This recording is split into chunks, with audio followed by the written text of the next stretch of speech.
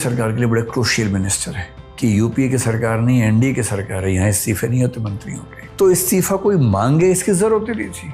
ऐसी घटना 2-4 बार हो गई, इस्तीफा अपनी ओर से दे देना चाहिए। बड़े युद्ध जीतने के लिए छोटी मोटी लड़ाइयां हार जाना ठीक रहता है। तो नीट का पेपर लीक होना, कुछ बच्चों का सुसाइड करना एक ऐसा आधार मिल गया जिसने बहुत सारी बेचैनियों को इकट्ठा कर दिया। इसलिए अगर आप सोचते हैं कि जंतर मंतर पे केवल नीट वाले बच्चे आएंगे, ऐसा नहीं है। उसमें तो हर तरह के लोग आएंगे। इस आंदोलन के जो 3-4 नेता हैं उनमें से कौन नीट वाला है? कोई नहीं है।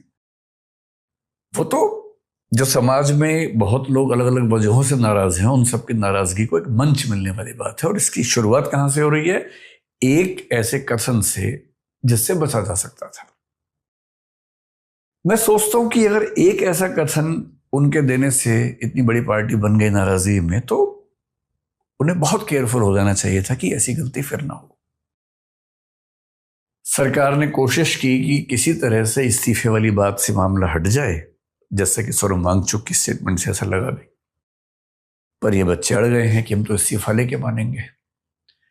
सरकार के सामने दुविधा क्या है?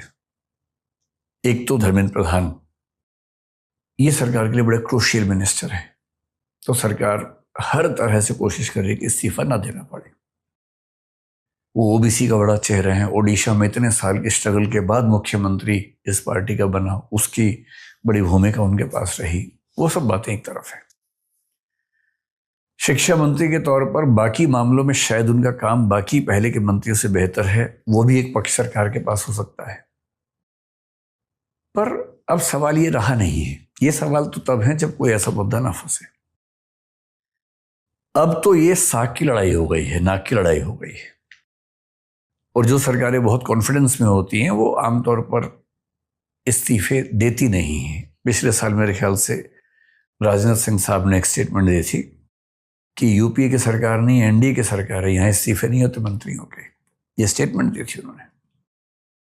कोई भी सरकार जब कॉन्फिडेंस में होती है तो इस्तीफा नहीं देना चाहती है किसी मंत्री का, क्योंकि उससे इकबाल कमजोर होता है। उससे एक मैसेज कन्वे होता है सब लोगों को कि ये सरकार झुकाई जा सकती है, बस तुम एक मोर्चा बढ़िया सा बनाओ, आंदोलन बनाओ, सरकार झुक जाएगी। ये मैसेज कन्वे होने लगता है।